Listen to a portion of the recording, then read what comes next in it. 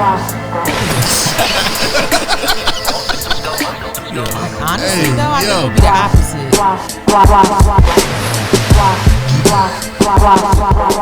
I'm talking about Scoop. Yo, bro. Yo, I come here to talk about hip hop and like rap shit. That's crazy. And then somehow my pH comes in the Yeah, I don't know how everything. I don't know how. I be like, yo, y'all hear Nas' new album?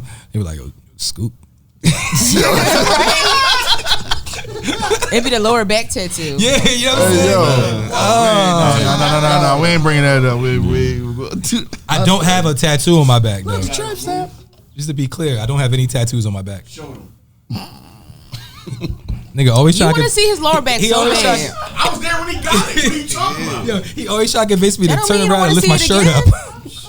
You might want to see it again and again and You don't again. got to prove nothing to me. Yo, I don't. You please see don't. a nice lower back, you might want to see it again.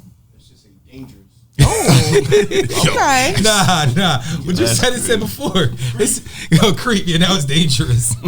Dangerous creep. Right. Yo, dangerous You got creep. added to it. Wow. Yeah. Dangerous creep is crazy. I just put up a post about how like men that be taking, they love calling somebody dangerous when they try to holler at you. Like, damn, you dangerous. Oh yeah, I think I seen that post. Skipped right over. No, you that trying to joint. put me in danger. I skipped right over that, John. I was like, let me find Dre artists. I want to laugh. Can we laugh? Oh man, episode didn't really start yet. No, we just. At some point, it should start. It was a whole lot of no freakies. I think we're gonna start right.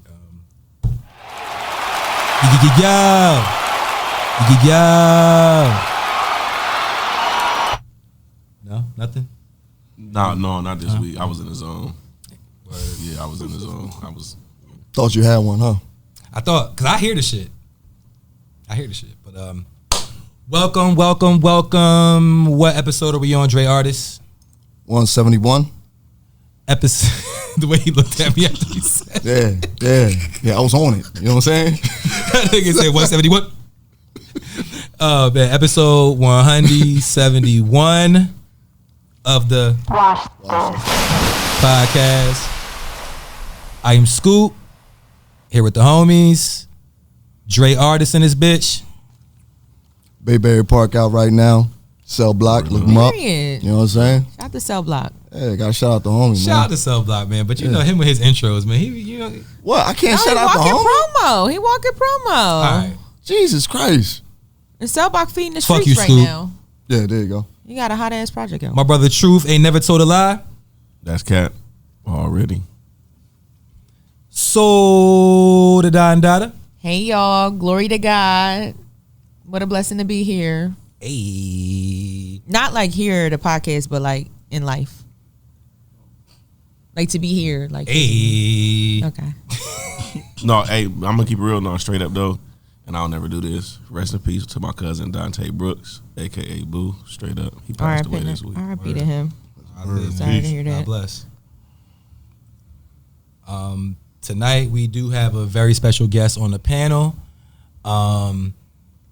Damn, I don't really know how to describe this guy, man. He is one of the most thorough individuals I've ever come in contact with in my life.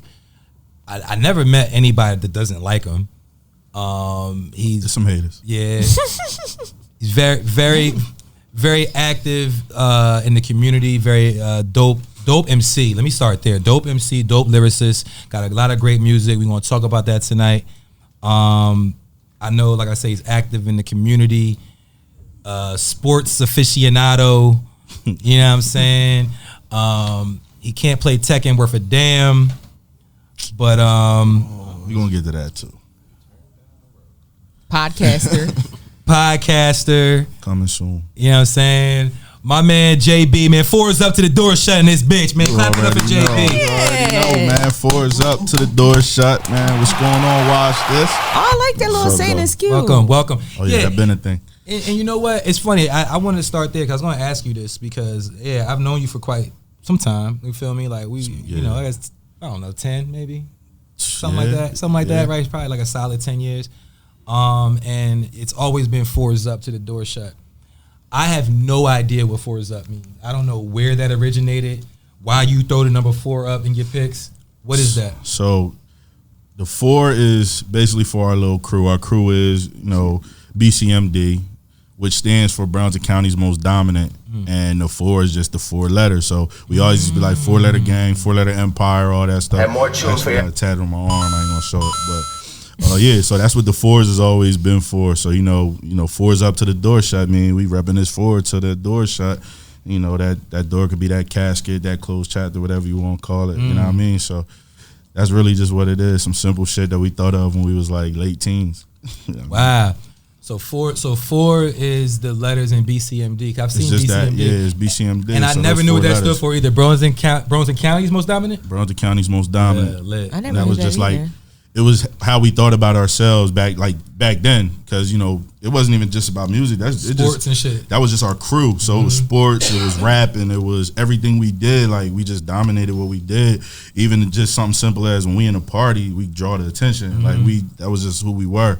So it was like, yeah, man, we the most dominant, man. We be Burlington County's most dominant because everywhere we go in the world, like you think it's small, but everywhere you go in the world, you want to make it bigger. So it's like if I go to China and they know what BCMD is, they know Burlington County. That's where we from. So it's it's just for it's that whole unity thing that I be on, like for the whole county. But it's us, it's our crew. Yeah, definitely not. Cause I definitely have seen you and like other people and picks throwing up them 4s and shit. You know what I mean? It'd be a lot of but the 4s get confusing, and I always tell people like, our 4s is our 4s. You know what I mean? It's a lot of different 4s you see out there. Even as far as like, you look in the industry, you see Lil Baby and them throw 4 pockets full.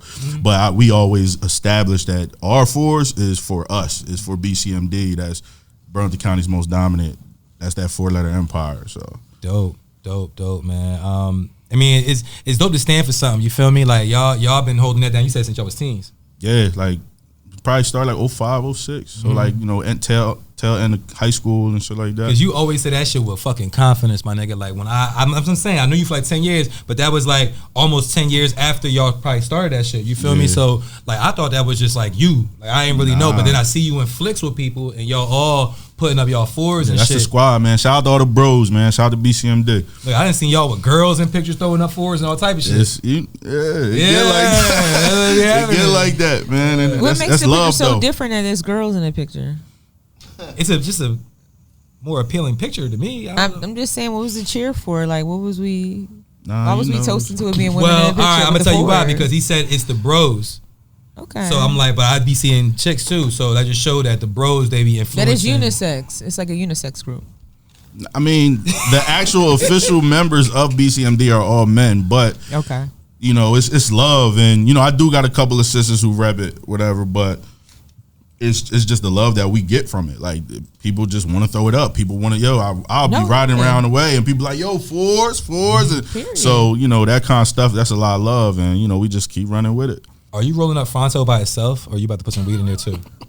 Oh shit! Oh, all right. I'm just wondering. I ain't know. Put some grabber in there. I thought it meant, honestly, I always thought it meant like Burlington City, Maryland. Like you might have came from Maryland to Burlington City. I'm gonna be honest. Like I'm not even gonna lie. Like I just always thought, because people put where they from. Like Long Beach and Compton came together. Yeah, it's crazy. LBC. When like BCMD, like he from Burlington City, and then everybody MD Maryland. I'm like, okay. Nah, people used to always like speculate what it meant. Not meaning like he could have just had to ask his name because that's where he's from. Like people do that all the time. Like they be like North Ja, or you put where you from, NJ, whatever. Like I just thought that was like I'm in Burlington City, but I'm from Maryland. Like, bro, I'm West Hampton Dante, yo. Nah, okay. So that's just how you gonna put West Dante? I'm just West Hampton. I like that. Nah, don't short my shit to Don, yo. That's kind of crazy. Yo, Don is always a wild John. Don is mad crazy. Yo, don't call me Don. Don is mad crazy. People have done that though. You feel me? Now I'm gonna call you that. Just because you said don't. Dante West is crazy. Yo, Dante West. Nah, I mean, like I got family that call me Tay. You feel me? Like that's different. Oh my Don God, is Tay. wild. That's wild. That's just lazy. You see, it's how you That's say it. lazy. Because the way so smiled and said it just now, like you feel me? It turned into something else. But they be like, yo, Tay, like you can't be like Tay, you Tay. I'm just saying, just looking at you like when she say it. no, it's not even that. It's just like just knowing you, like, but it be like that. Like we all have. they knew you since you was a kid. You get what I'm saying? Like, I'm sure the nickname that I call my son when he's your age, he's not gonna be wanting me to tell people like they used to call me this. I just never thought of you as a Tay. That's crazy. Yeah. Scoop Tay. All right, so JB, man, since we've been here tonight. Before we started filming, I heard you playing some music. Yeah, what you got going on? Listen, so it's funny. I be having to like remind people that I actually do rap. So, and I actually did it today. I saw it. She on Pen's Queen or whatever. She had posted that they was having ciphers and stuff at their store, and I commented with the eyes like I do with everything, and then she was like, "You rap?" And I was like laughing, like that's crazy because it's people who I've grown to be kind of cool with, especially through like social media and stuff, and they really just don't know I rap because I haven't done it. But yeah, I'm actually getting back in the lab with everything. Like for the past couple years, I actually been through a lot of BS, so. Dealing with a lot of deaths and stuff like that. So I kind of was like away and off the scene. I'm already a low key person, but I've been like really away and just like working my everyday life and stuff like that. But I've really been getting back into the swing of things. A lot of that stuff I was playing is actually stuff that I was trying to release before all the dark stuff started happening. So that's kind of like the first things I want to drop and do videos for and work on projects and stuff. You think the stuff that you've been going through been helping you with the songs that you've been making? Nah, actually it ain't. It's been like the total opposite. It's actually been what's been pulling me away from being able to write and stuff. But now I just kind of got myself in a place finally where I could get back to the rapping. And you'll hear about some of it and you'll get some of those feelings in new music, but it was more of a holding me back than pushing me forward. So and you have you started recording like new shit, like, you know what I'm saying, like since the resurgence? Have you been in the lab or you like? Nah, I was supposed to start, but now like I'm about to go on a trip and all that. So when I get back, it's kind of on. I actually was just telling Malk that when he was leaving, like, yo, as soon as I get back, I'm hollering at you. So you was in here, I don't know how, whatever, because frauds don't know, like JB pulled up to the pod, like, you know what I'm saying, like this ain't nothing new to him. He don't be on this side of the camera, you know what I'm saying? Yeah, facts, I've been a member of the pod. Yeah, that's what I said. We be podcasting before and after the pod. But one time, or recently, we was here and niggas was rapping, and you was spitting some bars, and sounded real strong, man. You know what I'm saying? Like, I ain't know if that was like something new that you. Nah, I actually played when I was rapping. I actually played that freestyle here. That's down. Okay. But it's funny. I was telling Fleas this.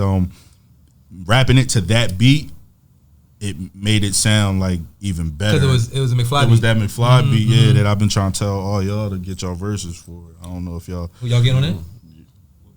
Pause. I'm not getting on nothing. You're rapping on it. You're rapping on the song. I rap. All right, where's my verse? So she can write it for you. She can get no, on it? I don't. No, I want to do a skit. She want rap. You said where your verse, and then you said you want to do a skit. No, I'm saying Soul told me she wanted to sing. In this conversation, that's what I'm saying. Soul told me she wanted to sing. I do on my next project. So we want to see how that works.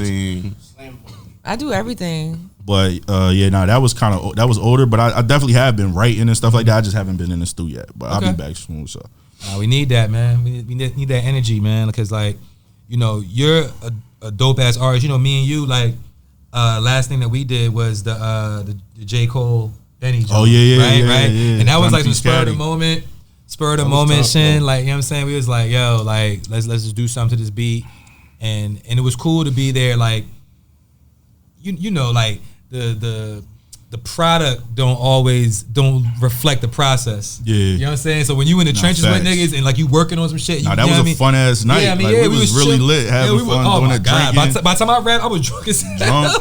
Drinking and shit. Y'all know what project that y'all worked on that I literally go watch at least, like, whenever I think about it, I go watch it?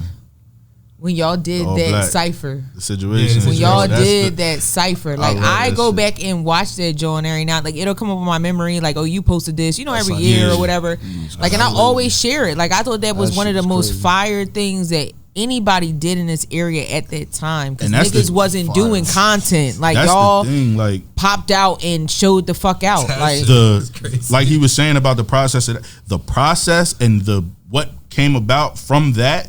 Like, that whole process, everything that led up to that point, that was like some of the most fun I've had making music ever. Just working with the artists, And it was like a kind of like a bad situation that brought that together because it was like we was on some niggas was hating type shit. A lot of shit was it was going a lot on. of shit going on though. So that's it was why I'm like, laughing about that joint. That's what makes it crazy. No, and it be like that. And then it takes a finished lot to product get. was just like perfect. And it's hard doing a everything project with about. so many people. Like it was so many of y'all that freestyled on that. That was definitely dope, man. That's definitely one of my favorite things I've worked on.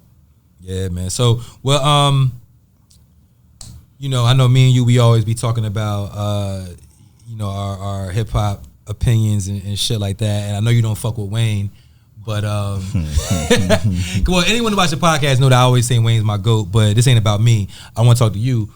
Who's your GOAT? Hove my GOAT. And to be clear, it's not that I don't fuck with Wayne. I let Scoot run with that narrative a lot. I never was the big fan of Wayne that a lot of people were. And when I had debates and arguments with people, it was always Wayne versus Hove. And I'm a big Hove fan, and it was just sounding blasphemous and disrespectful for people to say that. So I kind of became the Wayne villain. And a lot of the stuff I still speak to and say to this day, like, I stand on the stuff I always say. But I definitely always have given Wayne the respect when it was due. And you know why it's funny though? Because I thank you for that clarity. Because when I be having debates with people about shit, sometimes I hate doing that when it's between two artists that I respect or I like, because the only way that I can prove my point is by discrediting the next person. The artist talking about, and I may not hate that artist, I can still like him or whatever. All right, so Hove's your GOAT, right? Hove, yes. What's your favorite Jay-Z song ever? What's his best song Jay-Z ever? Song ever is probably Blueprint 2, Meet the Parents. Hold on, that's Meet the Parents from Blueprint 2? No, or Blueprint the song 2, Blueprint 2. Okay. Yeah, no, the song Blueprint 2. That is it. No, you get one. You get one. So song. one, I really it's can't. Between do those that. two. It's a collect. Nah, it's really a whole bunch of them. Because all right, give me some more. Give me some more songs. All right, so those two, The Evils. I love Takeover. I don't know if I would really put that in my top, but that's one of them joints to me. Already Home. Bro. That's a JB, you naming some joints. But hold up, man. I can honestly, it's real hard. But I gotta hold you to the same. I gotta hold you to the same like standard that I hold everybody to. So you said Blueprint 2 first. Yes. So that's probably because that's like my go-to Jay-Z song. All right. When I'm riding in the car, if I'm feeling some type of way, I can't. I really can't. You know what's crazy? I thought about that. I said, if I get on here and somebody tell me to do Gun to the Head, like, there's not one song, and I have favorites of songs all over. There's not one song I could say word for word. What? Gun to the Head, I would die.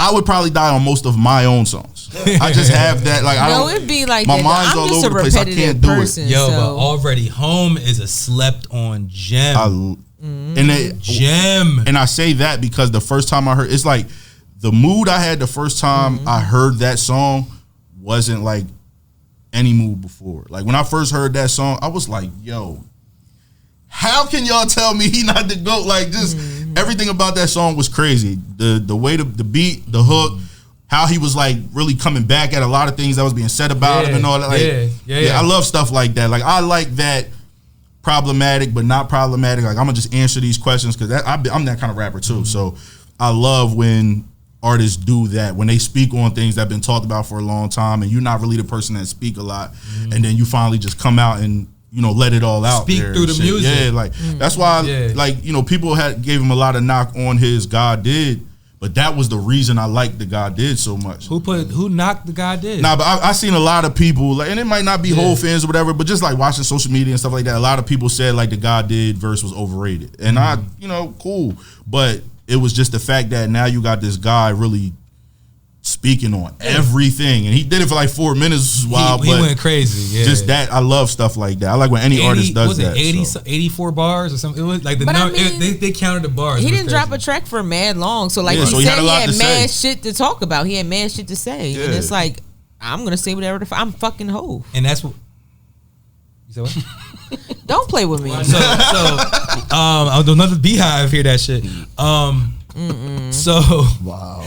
So It's funny though because you made a great point though because you said like he had mad time to work on that or before that song came out he didn't do nothing for a long time. So he had a lot to say, and that's why they say a lot of people's first album is their best album because you ain't working it for 6 years. Yeah, they said you had 20 some odd years or whatever it was before you did this. So that's all of that combined to make this album. Even if you only worked on the album for a year, you still have all the experiences and everything, whatever amount of pain or experience. And then after that, after your first album is a fucking hit, they want another album the following year. Like, you know what I'm saying? Now you got 300. No. You got 6 months. You know what I'm saying, to figure out like what you want to do for this next, however many songs. So, yeah, that's crazy. But yeah, so Hov is your GOAT. You're not doing Gun to the Head. But you did mention a lot of dope Hov songs that I'm a huge fan of, man. I mean, Hov is, I can't argue. See, I would never argue GOAT. Lil Wayne's my GOAT. I would never argue with a Hov fan to say like why I feel like Lil Wayne is better. Yeah, I don't knock people who say Wayne is their GOAT. I just, once we get in the conversation back and forth, it's like, I'm gonna say what I say, you're gonna say what you say. I'm actually me and my boy, shout out to my bro Rod D, who's actually gonna be doing a podcast with me. We're doing an Open Doors podcast, so the whole Fours Up to the Door Shut. We just, calling the pod Open Doors, and we're gonna give a lot of insight to BCMD. And that's one of the first major topics we're gonna talk about. We're gonna really hash out that whole me Wayne hater thing, because you're not the only person that says that. Like college, I had to argue with dudes in college all the time. Like, DC. In DC, they love, so at Del State was a lot of DC dudes there. They love Wayne. So let me say, like, Wayne, they coming in the room, you hear Wayne, show me what you got freestyle? That's way better than Hov song, that trash ass Hov song. It is, though. And it is, but it's like, yo, you talking about the difference between a freestyle and a record. I mean, and it wouldn't exist without the original record. Yeah, but it's like I used to have fights all the time with dudes, with people about that stuff. I mean, I feel like the really the top three, the Wayne, the Hov, the Nas, like you can make an argument for any of them dudes. That's why I never fight against it. Okay, that's a good one. Well, like he was like Gucci Man at one point. Who? He was Gucci Man. Who, Hobson? He said he wore the Gucci Man suit. Like for the Illuminati, he said that he was wearing the Gucci Man suit for a couple years. Yeah, I just saw Hobson get smacked up by a monkey. Yeah. Wow. Scratch. No, that's really. what I'm saying. He randomly just pops up some days and he did an interview. Like, no, really, a monkey. Gucci Man. I was wearing the Gucci suit. I'm like, he didn't slap him. Like, all right. So it was funny as hell. Like he posted a joint where he was like, all right. So I'm at this spot where like I don't know, it wasn't a zoo. Maybe it was some type of like animal kind of monkey sanctuary. I don't know what kind of monkey. Is this like an orangutan or a little baby? It was monkey? It was a smaller monkey. Okay. I don't know, because they know there's chimps and apes and all. I don't know. No, I'm just asking the size. Something. Like, it was a smaller monkey. It was two of them though. Caesar and Cobra. Yeah, Caesar and Cobra. I fucked with them movies. So, but he the video he put up was funny though. He was like, so I'm here, and they say you can touch the monkeys, you can fuck with them, and so I'm like, all right. I'm like, all right. So I sat next to the monkey. I sat next to the monkey, and the monkey put his hand on my leg. Oh yeah. But then the video pauses, like literally, not figuratively. So it's like it pauses on the monkey. He's like, so the monkey hand on my leg. So I'm thinking it's cool. But then look at the monkey's hand turn around and smack me or some shit, like clawed him. And then the mama monkey seen that, so she hopped over here, hit me. He's like, I got a gash on my arm, and he's like, but they got a monkey hospital at the Monkey John, and they stitched me up. It was like this video. It was like a TikTok. Crazy. It was funny as hell. I was like, damn, that's. So they Peter rolled him. Is that who? Definitely tripped on him. Yeah, they tripped on him. Oh, he got jumped in. Yeah, he got jumped in. That's cute. He's a monkey now? Yeah, he's part of the gang. Monkey gang. Yo. Bang Bang Monkey Gang. It's on. He a monkey ass nigga? They looked at him. He was like, you know what? Yeah, all right. Yo. A what ass nigga? Damn. Wow. That was. We would talk about monkeys. Y'all said that got jumped into the monkey gang. Yeah. I said he's a monkey ass nigga. So when T-Pain said, I'm trying to get with you and that monkey, what did he mean? Threesome. That's what did he and that mean? booty. Okay, so a monkey is a booty? The monkey. No, he says at one point, he said trying to get with you that booty. And he also said trying to get you. The monkey is in your booty. He definitely said monkey. No, he said booty and monkey. But the monkey is the booty. He just said another word for booty. Okay, all right. I ain't never called Booty Monkey. And that's an E40 song, and I've never. I never. I'm did just that. trying to figure it out. see that monkey I always she want to got? know that. I'm But that's sorry. it. That I goes got back monkey. to That might be my like some junior country high school shit. years. Like I always wanted to know It what might he be like some meant. country I shit. would feel like that. I feel like I've heard that before. I heard though, it before. outside of that. He Like, was yeah, trying she to get got with the that monkey, and I just didn't know He what, was trying to get what with the he was monkey. saying. Like, what was we talking about? Hold on. I saw this video with this Jamaican boy talking about. Did I say that to you, please? All right. It was a boy who was telling a story to like another like Jamaican dude. He was like, yeah, man. See, I can't do the accent and shit, but he was like, I was chilling, I was stressed out, so I took my wife to the zoo. And we chilling, we look at the monkey them, we chilling. He was like, but then I took my wife home, I fuck her, and other Jamaican dudes like, yeah, box shot, right? Yeah. Right? He was talking to like an older Jamaican dude, and he was like, yeah, he's like, but then, the whole story was why he don't smoke weed no more. He said, I had to stop smoking the weed because I smoked some weed. I took my wife to the zoo. We see the monkey. We go back to the crib. We fucking whatever. He was like, and then I wake up in the morning and I don't see my wife there in the bed with me. I see the same monkey from the zoo is there in the bed with me. And the other Jamaican dude like, what? He's like, he's like, damn, you don't want to do that. You don't want to do that. He's like, yeah, man. And then I'm thinking, I don't even have a wife. Not the back shots and then the monkey. Took the monkey home. Not the monkey them in the back He was shots. getting with you and It that was monkey, giving boyaka. but there was no you. Yo, that's crazy, bro. All right, so the VMAs was last night. That was nasty. Hosted by the motherfucking queen of rap, Nicki Minaj, Onika Mirage. It was in Newark for the second year in a row, I think. Yeah, what's wrong? Fuck that shit. It was in Newark. She was Nork. So it was at the Prudential Center? Yeah. I guess that's you gotta lit. say Nork like that at the end of the day. Yo, that shit That's was in Nork. lit. It was in Newark. Definitely gotta say No, no. you gotta say it like that. You guys say Newark. No, you. No. Nah, that's Delaware. That's Delaware. And I feel like No. that's the second year in a row they did the VMAs there, I believe. No, it is. They did. Well, no, they did the BET Awards there. Oh, was it? Okay.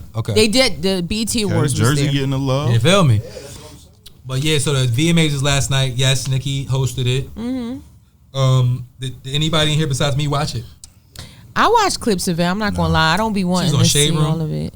No, I wasn't on the Shade Room. I was literally on YouTube, like watching, and on Twitter, like watching the clips.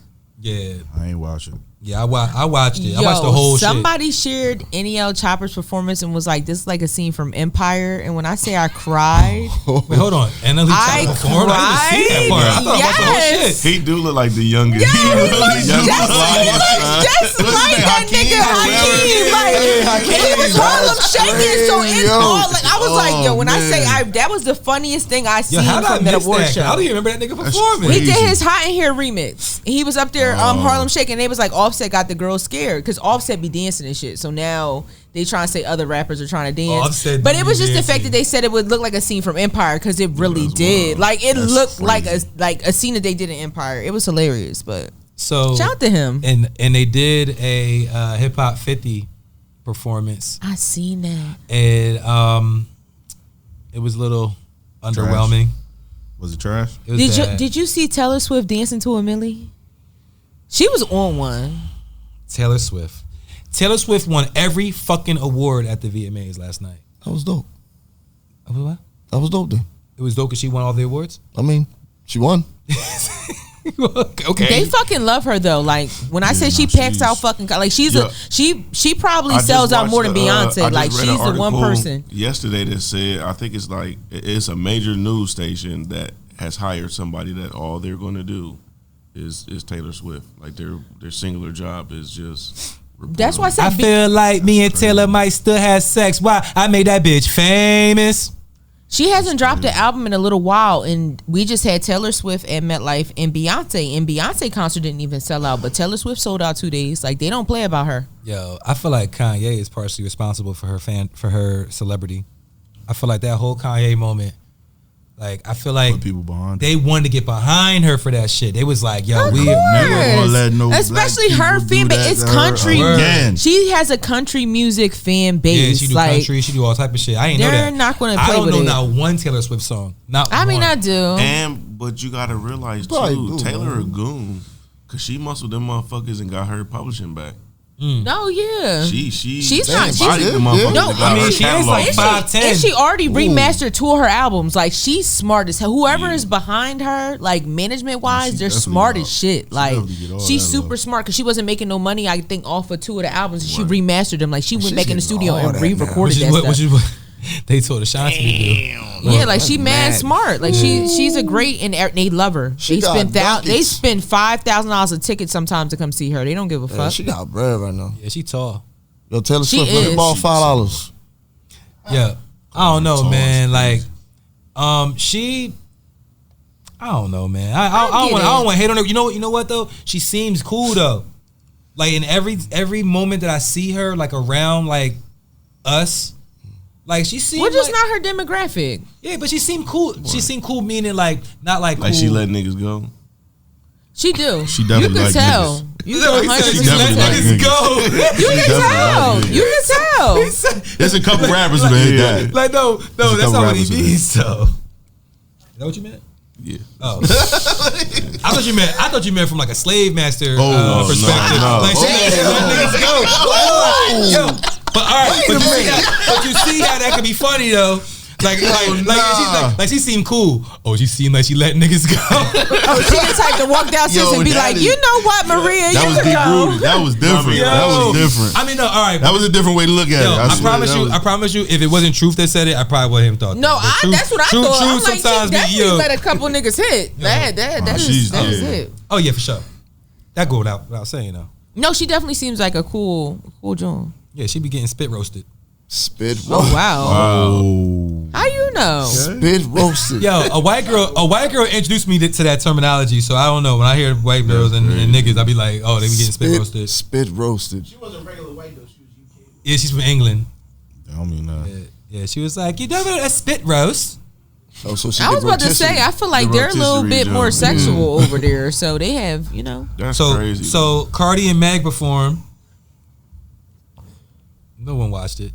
I definitely. I didn't see her watch perform. it. I'm be honest about that song though. Like I think Megan bodied her verse, but I feel like it's a WAP too. I feel like I feel the opposite. I don't like Meg verse. I'd rather hear Cardi on that song, but yeah, I mean I don't know. It's not. I mean the song ain't for me. It ain't written for me. Well, for me, I'm just saying like lyrically, like I feel like Megan talks a lot about a little bit more. Like I feel like on songs like that, Cardi just sticks to being sexual. Like Megan will be like, I'm a fly bitch, I got money, you know, and I got good pussy. But it's like Cardi's like pussy, pussy, pussy, pussy, pussy. Wop, wop, wop, wop, wop. Like that's what I heard the whole time. Like I could get a couple bars off and we talking about I got good pussy, but the whole verse can't be about your pussy and your asshole. I don't know. Niggas did save that twerk video 40,000 No, times. she got a great motherfucking ass, and I'm sure she got some WAP. But it was just like for me as a female, it's like even with WAP, like I like the beat and all that, but Stock and after a lotion while, that's went up not something I 2%. have on rotation all the time because I don't want to sit and hear about pussy, pussy, pussy, pussy for 3 minutes. I ain't gonna lie. Like I don't listen to women rap all the time, but I kind of like the pussy raps.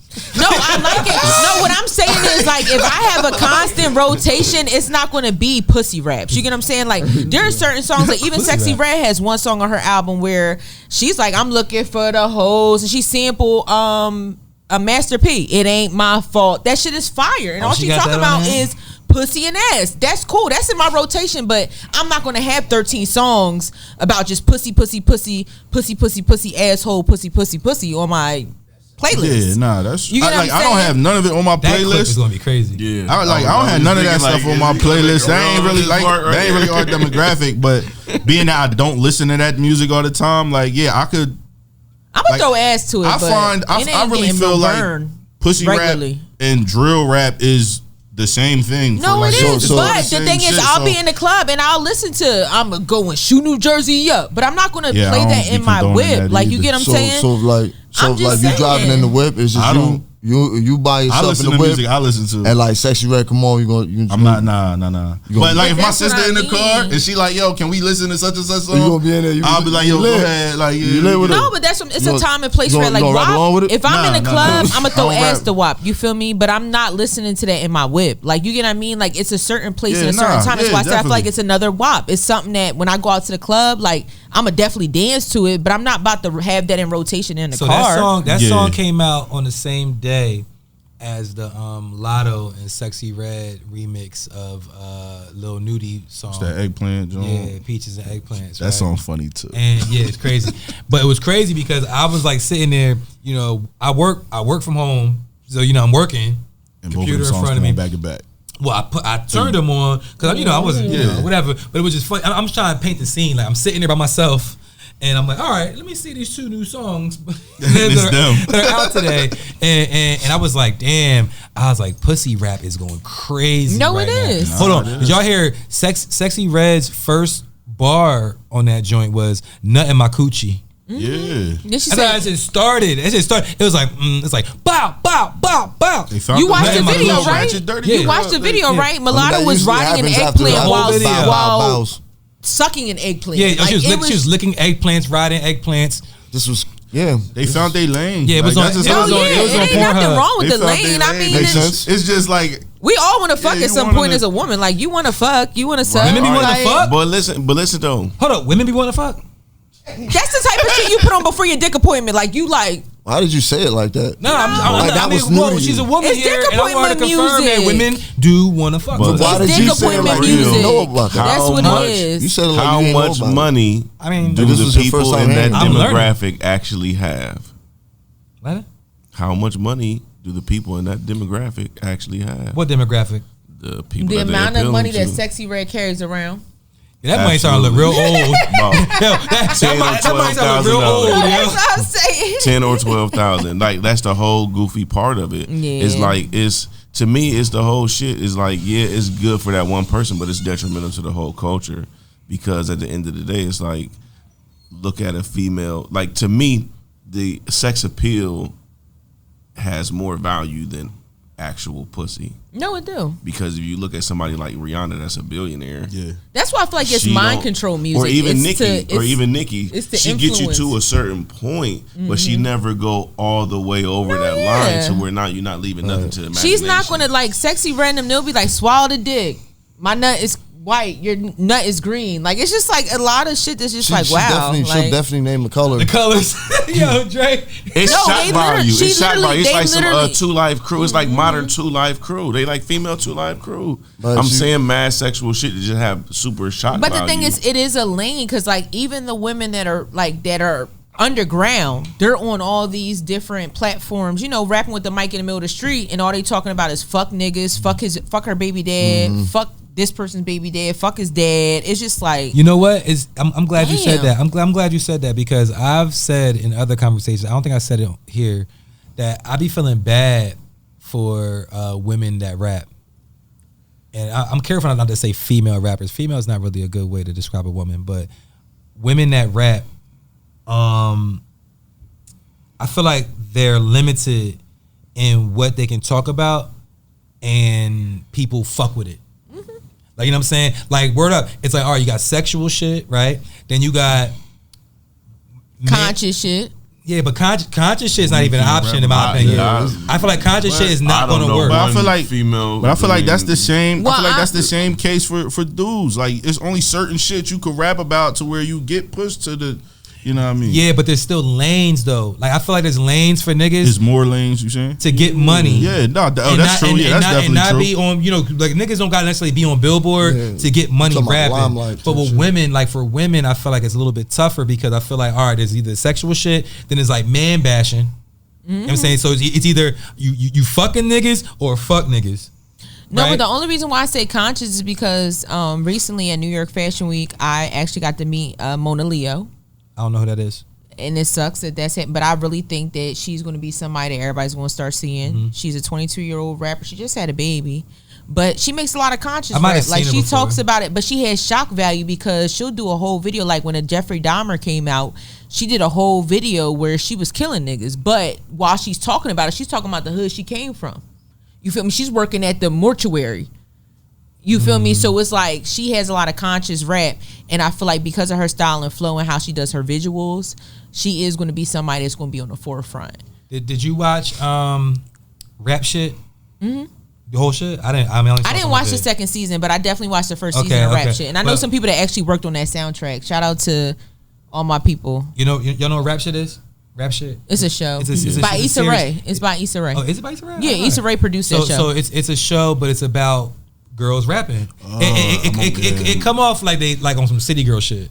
You know what I'm saying? My mom was telling me about that shit. I just never got a chance to watch it. Yeah, and the one girl was like real conscious. Like, you know what I'm saying? And then she got her friend who was with the ratchet shit. Like, you know what I mean? And they ended up coming together. I'm assuming, I didn't even see the whole first season. They end up becoming a group and rapping? Is that what it does or no? No, yeah, I think they were a duo. Yeah, so I didn't watch the second season though. Okay, cause I just seen they was like friends, and the one girl was like on, YouTube and shit, being like real conscious. But then she had one of her like closest homegirls had her OnlyFans. What's her name?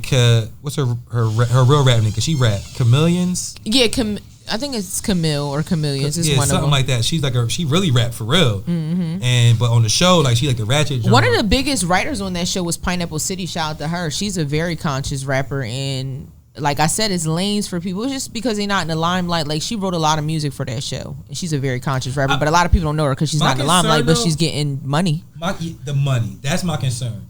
Is there room for these women to get paid? I mean, we already know there's a disparity. But it's like I'm about to say that's going to come into play anyway. It's kind of like what Truth's saying though, because go ahead. But I don't think it's because of they have a certain amount of lanes or whatever. I just feel like it's one of those things, like with everything, with jobs, with whatever corporate world, like niggas ain't trying to see women get ahead, so they are going to try to scale you back as much as possible. Because I mean, you can say like Nicki make bread, Cardi make bread, Lotto's getting into that bread making, lane. Like some of these chicks are making bread. It's still fairly new, so everybody's not, but they're making more bread than, majority of these drill rappers, but they're never going to be Drake bread, Hove bread, but that's bread, what I be saying though, because you got to look at it like they're doing rap that's gonna get you streams, that's gonna get you the buzz, but the music that you do don't sell tickets because the people that actually got bread to buy those tickets and buy merchandise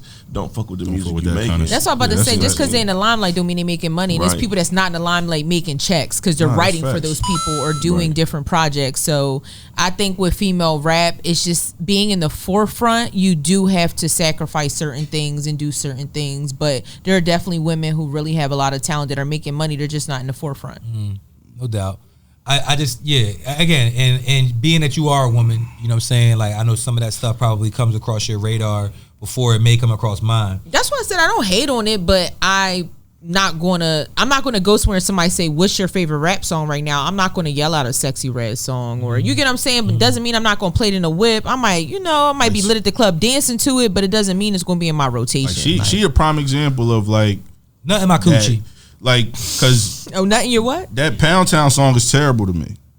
But that's why the song is lit and it's picking up traction. Like that's about to be, I guarantee, that's going to be the Jets theme song for the whole season.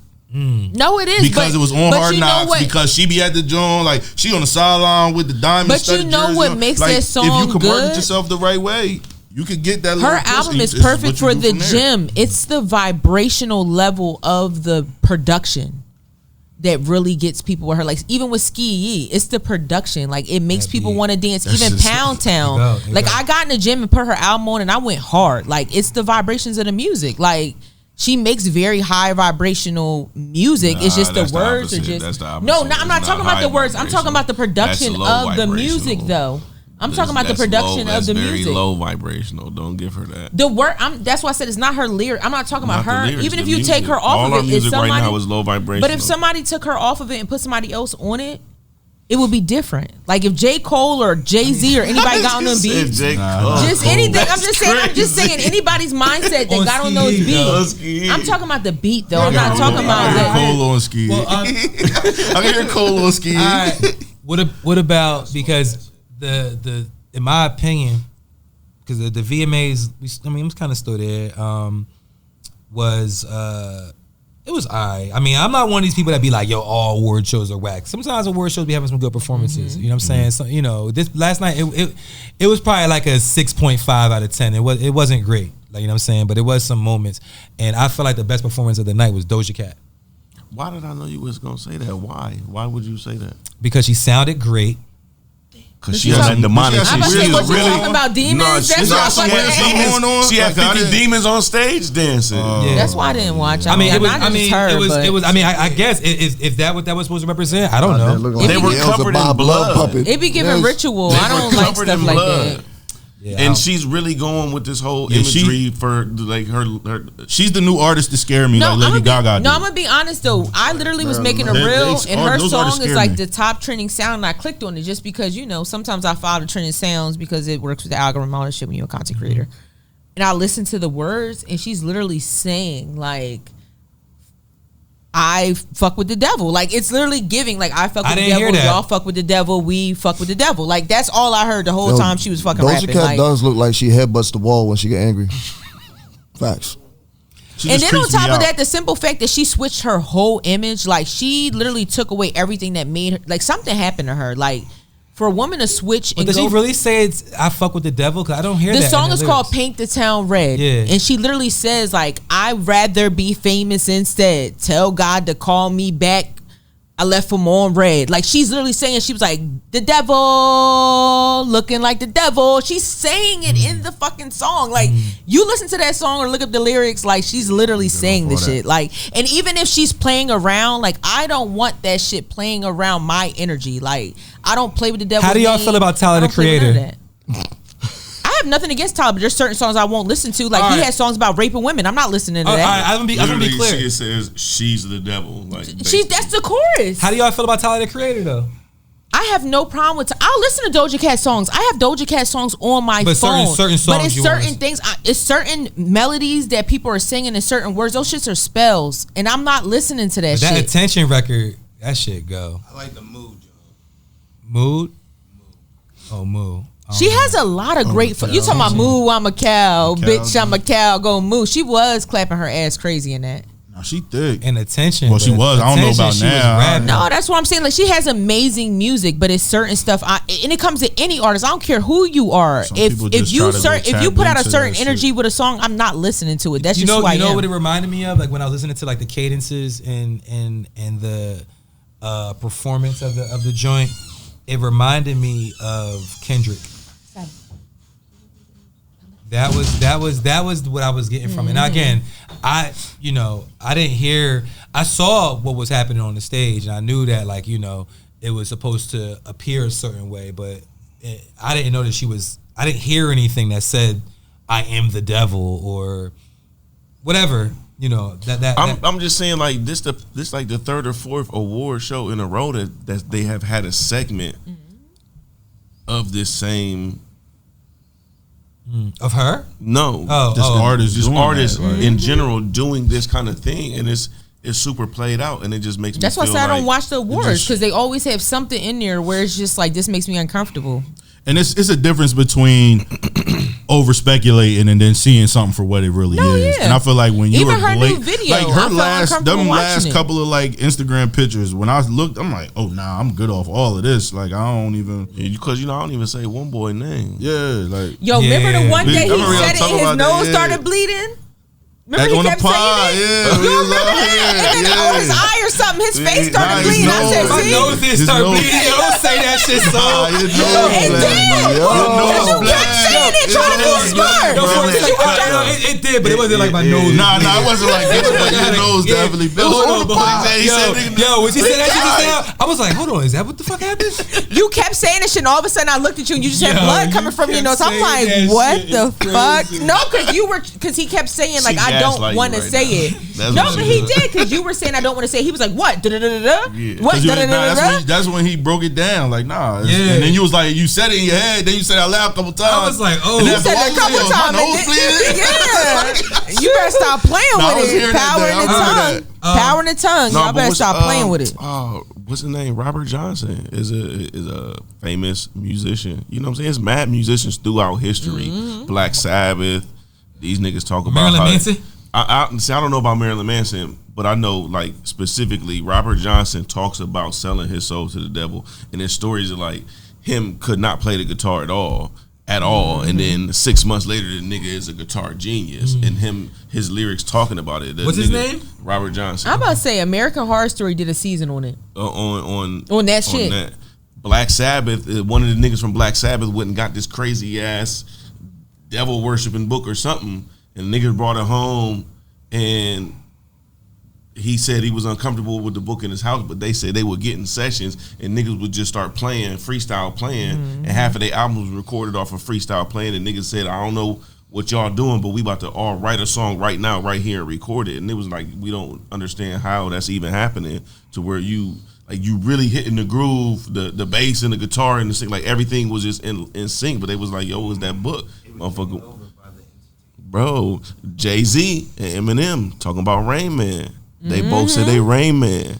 Yep. Niggas going in the corner and writing their verse in their head and then coming back and like, bro, it's Wait, hold on. Wait. I seen Scoop do it. Rain Man is a devil. Is an reference? entity. Yeah, it's an entity that they're allowing to come into their body and use their vessel, their themselves as a vessel. It's not a reference to the movie Rain Man? No, bro. You know the movie though, right? No, yeah, That's but the it's all connected. You get what I'm saying? That probably was just his depiction of Rain Man in a theatrical. Oh, I didn't know Rain Man was a devil. No, reference. yeah, it's a real, not a devil reference. Not He's an entity. It's an entity. You know what I'm saying? Evil entity. I mean, we're not saying evil, but it's just he's just a entity. Yeah. There's a lot of different entities. Like you could call on, different religions have different idolizations. You get what I'm saying? That they call on when they pray or when they're doing stuff. Like they have fertility gods that women call on when they want to have children. Like it's a whole thing. Like spirituality is. Wait. Let's stay there. Let's stay there though. So you said that women can call on fertility gods, and not to get too deep there, but because you're saying Rain Man's not evil. I can't say what he is. I'm not gonna open. Is a fertility god evil?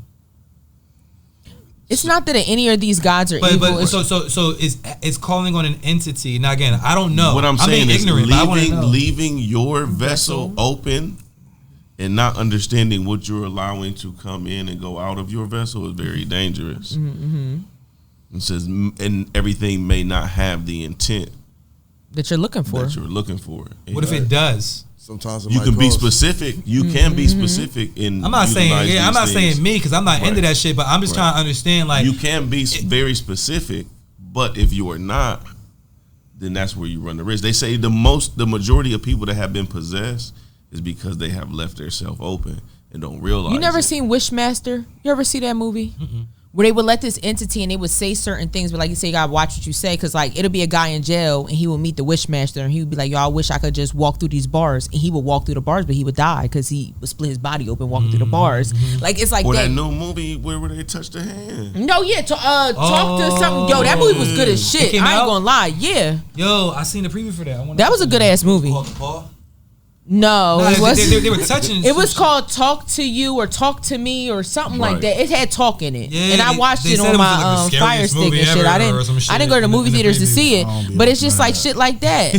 It's not even about believing it. It's just like how you praise God. Like what he's saying is, it's just whatever you open yourself to, you got to be careful. And these people be playing with fire. So that's why I'm saying like I don't be off none of it. No, like, not at all. I don't play that. Try to stay far away. Like I used to really meditate, right? So before I would really get into that state, like one of the things that I would say is like, yo, whatever kind of energy that's around me, if you don't mean me any positivity, then I can't have you around. I rebuke you. Yeah, like no real shit. But you have control over that, and that's what people don't understand.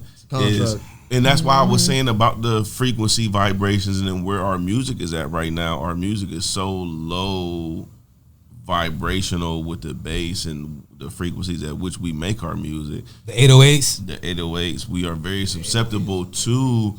For sure. Was saying literally, like, it's very complex, but we in our language we say we spell words. That spell is a spell. No, it is a spell. So now you're allowing the frequency to put you in a certain spot, and I'll take it even a step further. That's what the drum comes from. The drums come from creating an alpha wave in your brain, and then using massive amounts of people in those drums to get us all on the alpha wave, but we're all on one accord about what we are praying for to higher vibrational things. But now if I can hijack that and I can put in your music what I want to be in your music, I'll only allow certain music to be put out, and I'm gonna block out certain artists that Lupe Fiasco that might be putting out higher vibrational thought frequencies, and you know what I'm saying. Like, that's a whole bunch of bomb. I literally put up a post about that about rituals. Y'all ever watched the show American Gods?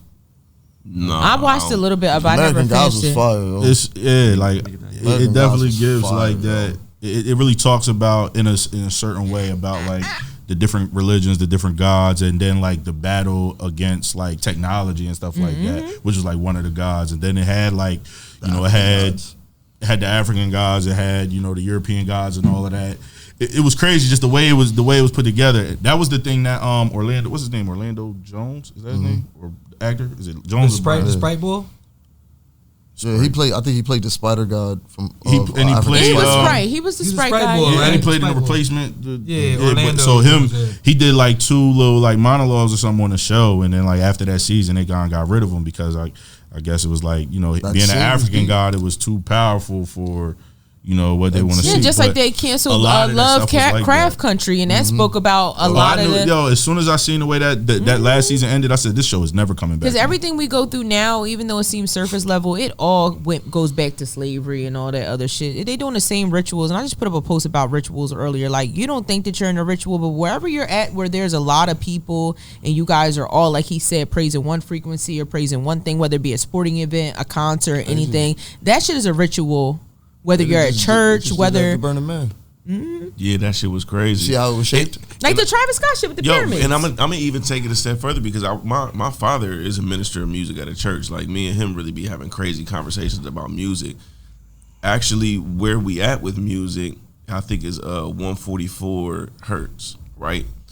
And it's tuned off of a piece of metal, which they know isn't the right frequency for us to unlock.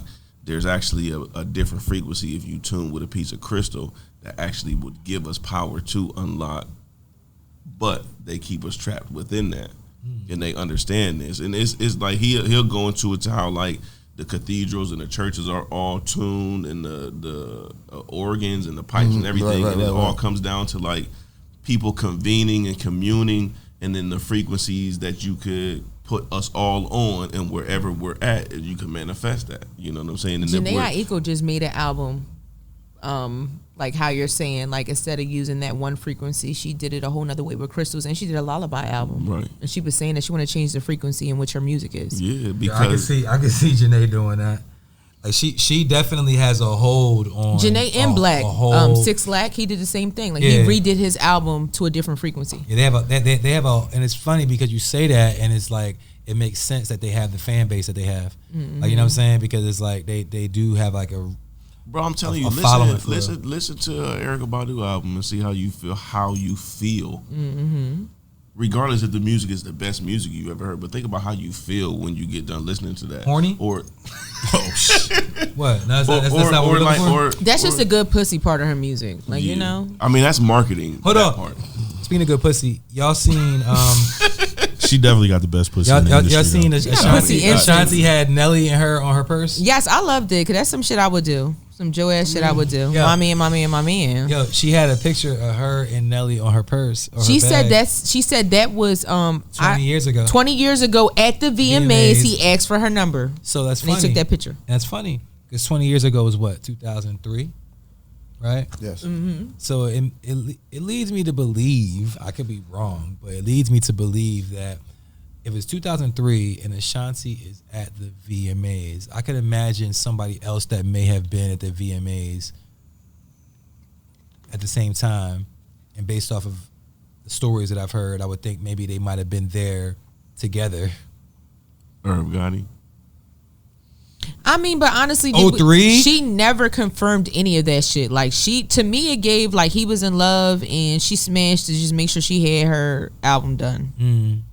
I mean, that's a good perspective, yeah. But that's cool and all. But you get what I'm saying? Like you watch that documentary, you could tell he was obsessed. Definitely Sunshine. She spun the block and said she didn't date him. So my thing is, no, they didn't date. No, that's what I'm saying. So he wasn't her date. He was there as her manager and or whatever the fuck he was, and she was out there getting numbers. She slid and got Nelly numbers. Oh, and she knew like, okay, I can't mess with you right now because I gotta get my album out, but I'm gonna spin the block, boo. And she spun the motherfucking block. Shout out to 20 years ago, and this is where we and they don't. Neither one of them look different. And that's the one thing. They both look good for their age. Neither one of them look any different. Like they still look young, youthful. Shout out to them. Because I think they really was about their business. Like you hear Nelly talk in his interviews now, he really was about his business. Like it was a. That nigga gets a fucking bag. Yeah. He be, it's all in my head. He don't play. That nigga's on every country album that probably came out. The Ja Rule, Fat Joe verses. And, and Nelly walked across the stage. Yo, he ran across that stage to get his hug. And the thing is, you know what? I'm going to say this. I'm going to say this, fellas. Like, if you really want something, go get it. That one moment. Bullshit. Nah, that's bullshit. No, the only reason why I say that is because what if they went, look at where they're at. Like, maybe if he wouldn't, you could tell that there was tension between them. Like, if he wouldn't have went and asked for that hug. Nah, that's a fact, but we not about to give niggas false hope because. Yeah, now you're a weirdo. Because you can be. Don't spit a block on something that somebody didn't like you. You can go about it in the best way possible. If she ain't with it, she ain't with it. So no, I'm not saying, spin the block but the thing opportunity was, you could tell by the way they're acting now, Ashanti was with it, but clearly she had a lot going on. You feel me? With that whole situation. So I feel like if it's a mutual thing, but don't embarrass yourself. Nah, that's. He made sure he spun the block a little bit. Like, you know, if she giving you the eyes, like Ashanti probably stared from across the stage, looked him up and down, and was like, damn, he still look good, and he probably seen that shit. Like, yeah, let me run and get my hug.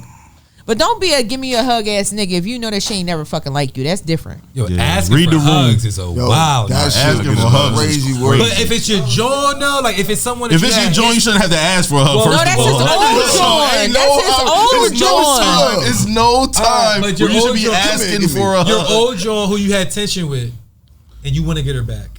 Okay. No, that's what I'm saying. And they probably sit and talk about that at dinner. Like, yo, if you would have never asked for that hug, we wouldn't even be here. Like, you get what I'm saying? Only take one moment. Like, he got his bitch back. Why he hitting? He like, remember I asked for that.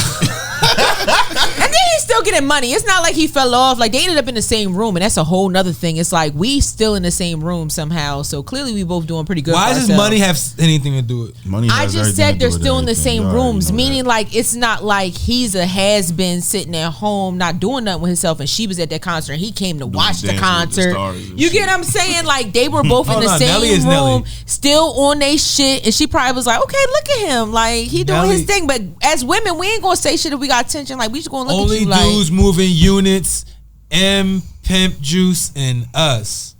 You feel me? Like Nelly. No, that's Nelly what I'm was saying. like a 3-sport athlete. One of them but that's what I'm saying. Don't try to spin the block on your old bitch and you done fell off and she's still on. Like you get what I'm saying? Basketball, but he could have played baseball. He said, but the rap money came faster, so he just. But he also had some street. No, that's not what we said. He understood the business side. Facts. That's why he got the money he got. It definitely was them ones out there. I wish they could spin the block on the verses. Yeah, Chingy scared. Yeah, because number one, he blamed it on the Wi-Fi. It was him and Ludacris, right? Yep. Yeah, his Wi-Fi. His Wi-Fi was fucking trash. Luda was tearing him up. Yo, but still, Luda still had bangers. I'm sorry. Every time his Wi-Fi messed up, Luda played one of the top bangers. I ain't gonna lie. I argue for Luda. Luda premiered at the end of that shit. Premiered a song with him and Wayne. Luda at the very end of that shit was like, "Hey, all right, I'm gonna hit y'all with this new record." That song ain't never come out. I don't think. You know what I'm saying? But he played a song with him and Wayne at the very end of that shit. I was like, damn, Luda.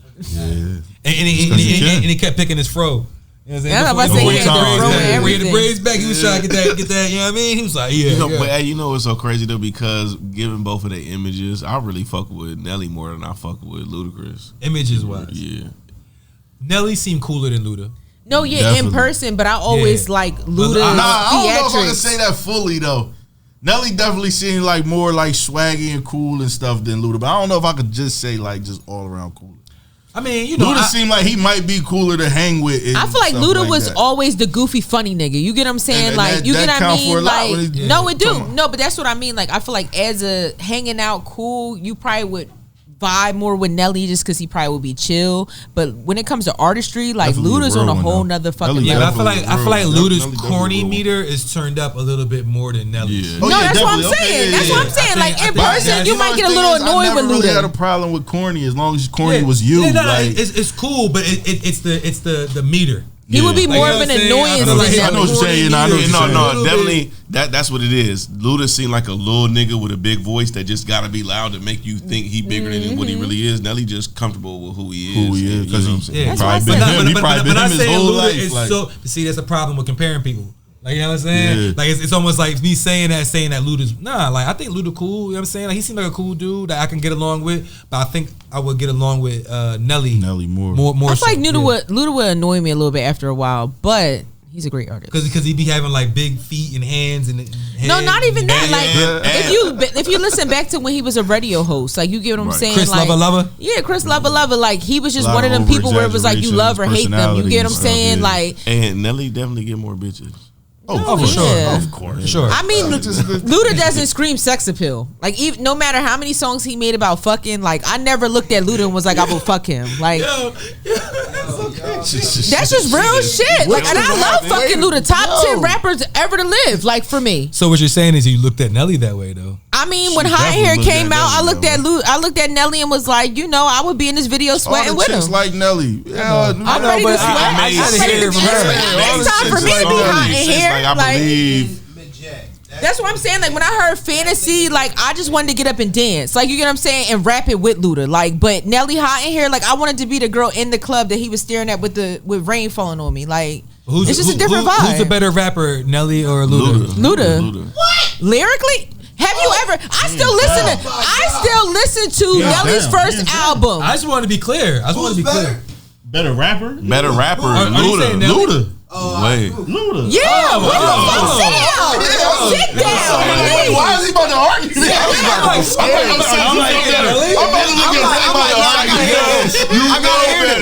I gotta hear this argument. I was like, wait a minute.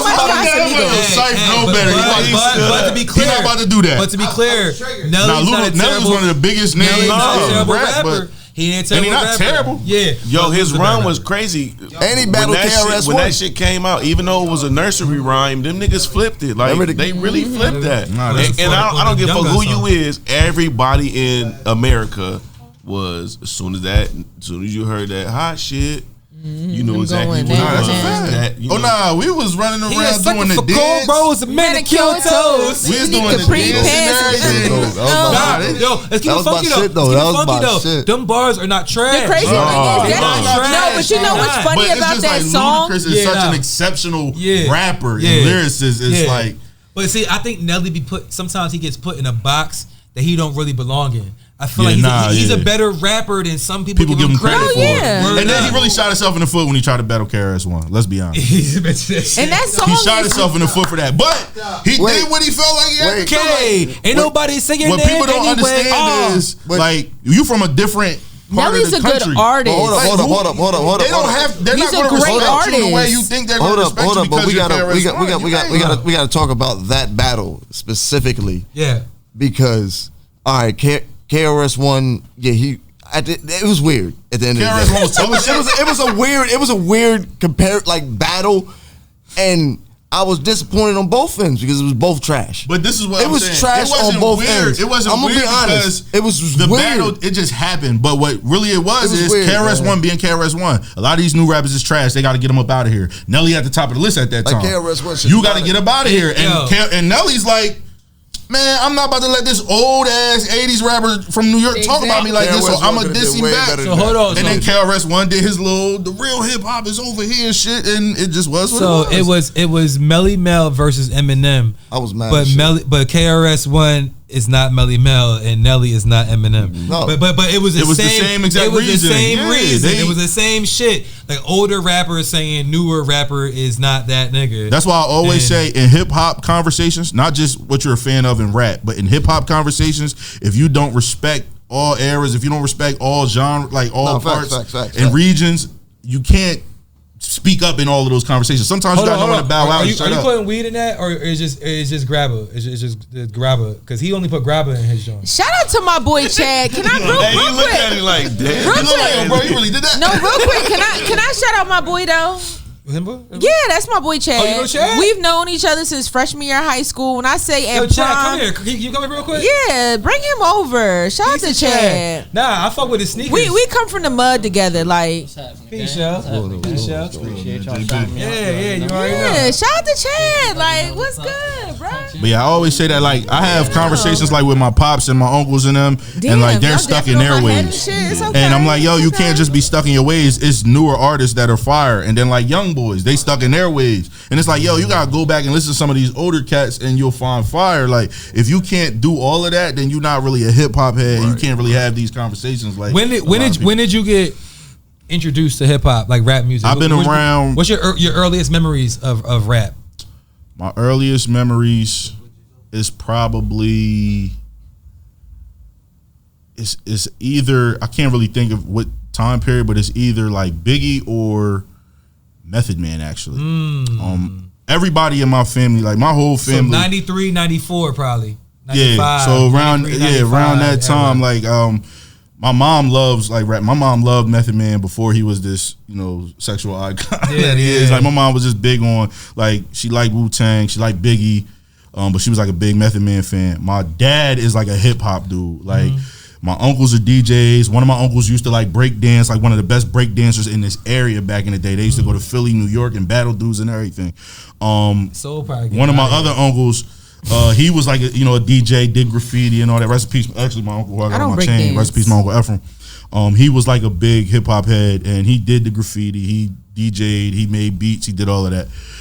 So I've been around music my whole life. My aunts, they sing, like, so I've been around it forever. Because asking you that question makes me want to ask everybody that question. Like, what was your introduction to hip hop, to rap music? What was it? What songs, album, artists? Really like turned me on to hip hop, No Freaky, Exhibit. That's crazy. Pimp My Ride? Exhibit. Paparazzi Exhibit, or would you see? I'm like, wait, you seen the one Pimp My Ride and stuff? Because that's why I heard about Exhibit. And then it was more so like when I was like really in Garfield North and everything like that, and Willembro and stuff like that. Started that video was crazy. And everything like that. It was just a walkthrough joint, right? Him getting up, that video was crazy, and that's like what really like you know what? But you don't know Paparazzi though, huh? That was before that. No, that was way before. Okay. Now I'm just curious. Exhibit though, no, Exhibit is an underrated MC, lyricist. He can rap. He got that TV money. Exhibit can rap right now. I'm sure of it. He got bars though. Not like rap as far as like be popular, but he can rap right now and be impressive. What's his? What crew is he part of? I don't know. Alcoholics. He part of the Licks? Yeah. Wow. Was an extended member before he branched off into Tash. I know Catastrophe from the Licks and shit. No, like I've spoken with Tash on the phone before. Really? On some wild shit. What was your introduction to rap? So it's crazy because like I'm an old nigga. So like 89, I was coming back from living with my auntie and uncle, and like we couldn't listen to any secular music. So like no secular music. So the first thing I was exposed to was like MC Hammer.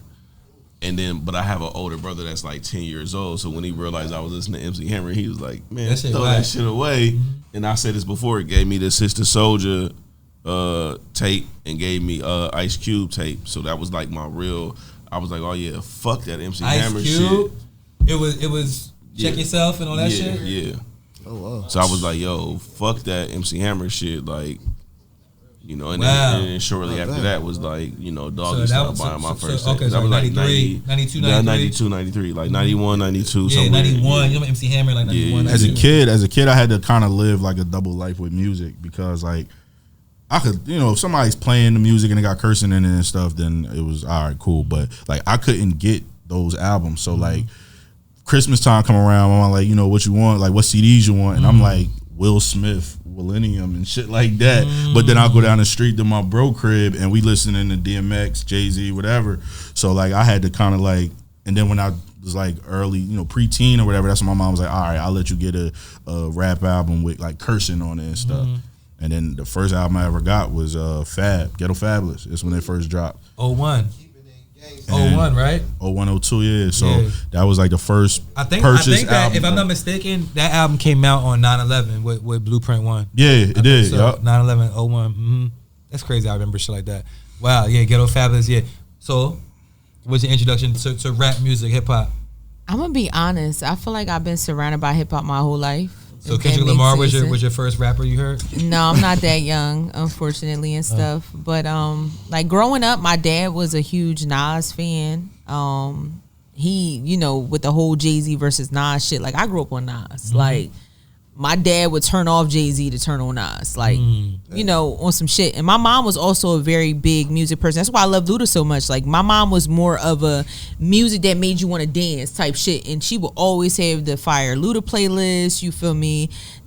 All the different artists. And I even remember us driving to Florida and finding out that Tupac died. And, like, my parents stopping the car and, paying their respects to Tupac and shit. Like, my parents were hip-hop heads. Like, today's the anniversary of his death. Hold on. I got another crazy. It was like a cousin died. I got another. No, that's what I'm saying. Like my parents were emotional about niggas dying and everything. Like, and I at that point, like I'm telling my age, but I was 5. Like but I still remember that. So all right, so I can't even remember what grade this was, but we on our way to go watch Nutty Professor in the theaters. It was me and my homies, and we got his mom to drive us, and it was the first time we heard Pope Pimpin'.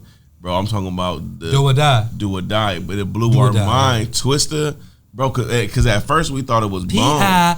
We thought it was Bone. We like, yo, what's this new Bone song that came out? Because they was the only niggas that was tongue twisted. Yeah. But I just remember that memory, like, yo, we went so crazy in the car on the way to see Nutty Professor. That was just like a great memory, though. Do or Die. Yeah, that shit was crazy. Like, yo, see, because where was you living when that came out? I was in Ohio. Yeah. See, you feel me? I was in Jersey, and cause Rap City and like shit like that. Right. You know what I'm saying? It's crazy. My bad. So, but you said Nas, your people's pulled over when Tupac died. Yeah, we were on our way to Florida, so and I just remember hearing it on the radio. No, and it's crazy that you said it because I didn't even know. Yeah, and I just remember them hearing it on the radio and like pulling over and being like, "Yo, Tupac is gone," like and it being a thing. And I, like I said, I was only maybe 5 years old, but. I was surrounded. I went to my first concert at 5. Like I was surrounded by music from a very young age. Like, and I thank my parents and I mean, even though it was secular music, and I had my other side of my family, they didn't play that shit. We wasn't listening to none of that. But I do thank my parents for having very good music taste, and they still do. They're stuck in their eras.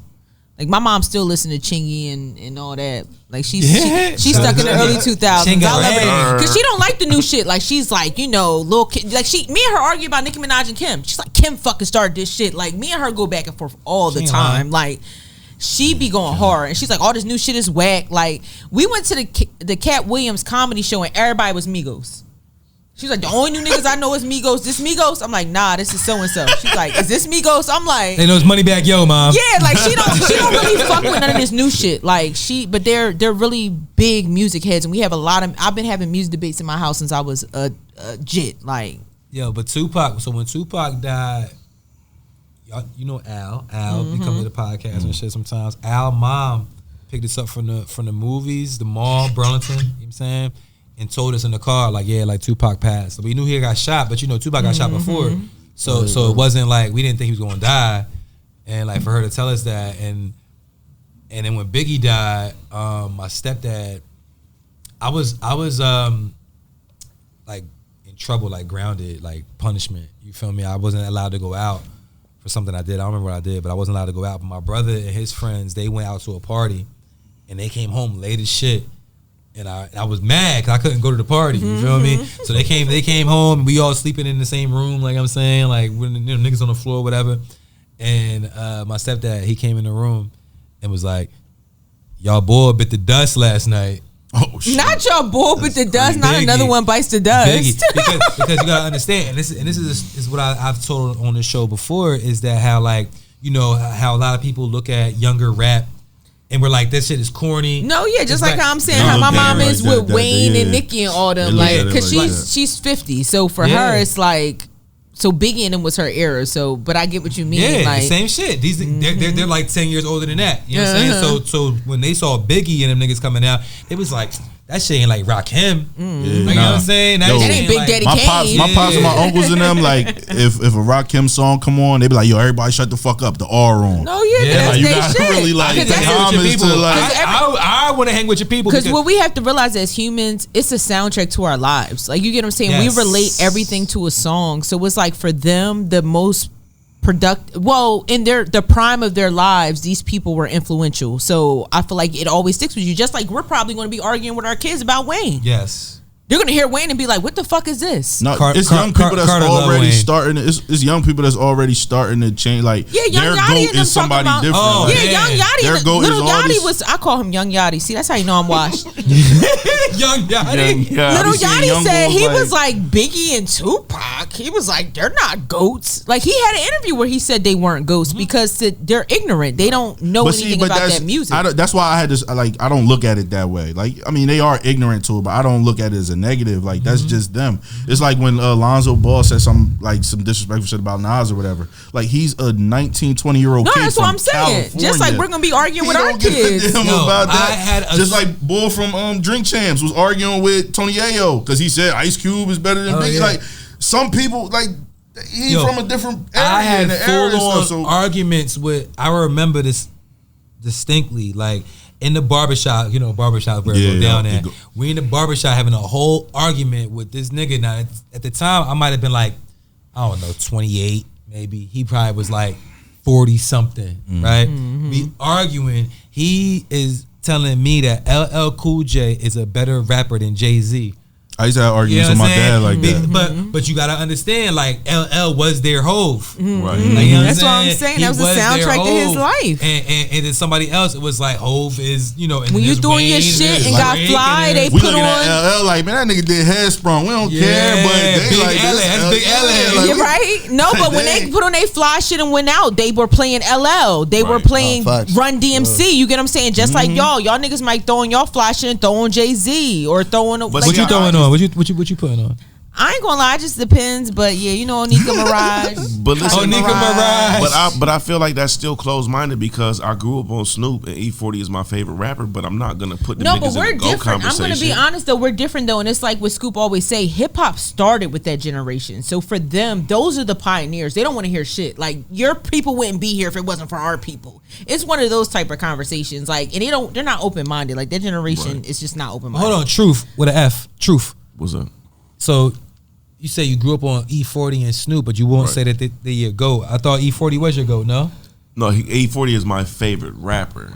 So who's the GOAT? Nas. Yeah. Okay, I was unaware. You may have said it to me before. It probably was at this point in the podcast where I was drunk. Yeah. So I'll probably forget it again. No, E40 is my favorite rapper, but Nas to me is the GOAT. But you listen to E40 though. That's what I'm saying. Like, my mom won't even turn on Nicki Minaj. She's like, I'm not listening to her. She don't. You get what I'm saying? They're just closed minded. It's like the GOATs are the GOATs. I gotta rock him. CD in the car. Yo, I'm like that. I'm like that when it comes to Nipsey though. Like, I love Nipsey and I like his music was dope, but I would never say he was like on the top or even like he's one of my favorites and all that. But yeah, I would never put him in like a top 10 category or nothing like that. Just, for what it was. But like, as far as how I feel about him, how nice he was and what he had going for him, like. But you gave him a spin though. Did you share with me the big boy from the radio rapping E40 shit or no? I'm a tripping. I don't know. Big boy, Big Boy the radio nigga. Out in Cali. He had E40 on his show, and he played Sprinkle Me. And Big Boy rap because he was like, you want me to get that shit? You want to get that shit? E40 was like, you got it, go ahead. And he started killing that shit because he really wanted them. Big Boy was killing that shit, like rapping E40 shit. I love Big Boy. I was like, something yo, that like we don't understand it on the East Coast. So until you start to understand it, you just not go. And that's the difference. Like, you understand a lot more than the average person. I'm thinking it's because I'm from the Midwest. Because I'm a keep it real. Like I was the other day listening to A-Ball and MJG. I love them. On Top of the World. Boosie, one of my favorite niggas. I love UGK. I fuck with every boom bap shit. I love West Coast. It was just where I'm positioned at on the map. Like, we had Bone, that was it. You know what I'm saying? Or Twista or Do or Die. You know what I'm saying? From Chicago to, but we didn't really have very much representation. I mean, you can go as far as 8-Ball, MJG, and niggas. You know what I'm saying? 3-6 Mafia. That's Tennessee. That's a little bit, but we don't have very much representation. So we were always forced to listen to everything. Why you don't never talk about Bone though? I mean, Bone. They iconic. It's like there's no point to like. But I'm like Ohio though, so I feel like Bone outsold the Beatles. Yeah, they outsold the Beatles. They really was them ones. I remember the Source Awards. And because whenever niggas Thuggish Ruggish Bone, when you tell niggas you from Cleveland, niggas be like, you know Bone. Yeah, exactly. You know Bone. It's cliche. It's You know cliche. Bone. It's You know. cliche. Yeah. Nah, I get it. Right. See, I'm not from somewhere where there's an artist like that. You know what I'm saying? I'm from here, but I remember Bone. Source Awards coming up with 40s on the stage doing Thuggish Ruggish Bone. Like, you feel me? We here as little niggas. See, I asked y'all when y'all all got into this hip hop shit. I got in at a very, very young age. Like, I was a jit for real. You feel me? Like, I didn't know, barely how to tie my shoes, but I knew who my favorite rapper was. Like, you know what I'm saying? There's a reason, you know what I'm saying, why I am the way I am. Like, Right. So it wasn't always just like this region or whatever. That's what I'm about to say. It's generational, not coastal. Just like you said, your stepdad came in and said, y'all boy. He probably never even tried to give Biggie a spin. know. Like, you get what I'm saying? That generation, they weren't even open to, like, in our generations, we're open to any type of music because we have outlets. Like, we had Rap City, we had 106 in Park, we had all these different things where we could hear music from, and we had family. Like, I had family from the Midwest. I heard about all those people that you're speaking about way before everybody else did, because my cousins would come from Kansas and they would put us on. Like, Kansas. they would come from Wichita, Kansas, one of the hottest states I ever fucking It's visited. not even like a hip hop song, right? But I remember like my family from down south. So Where? My grandfather is from Alabama. Okay. My grandmom is from Georgia. Okay. But we always, like, every other summer we would go down to Alabama. So one year we go down there, Alabama, and it's the first time I heard Mystical Shake Your Ass.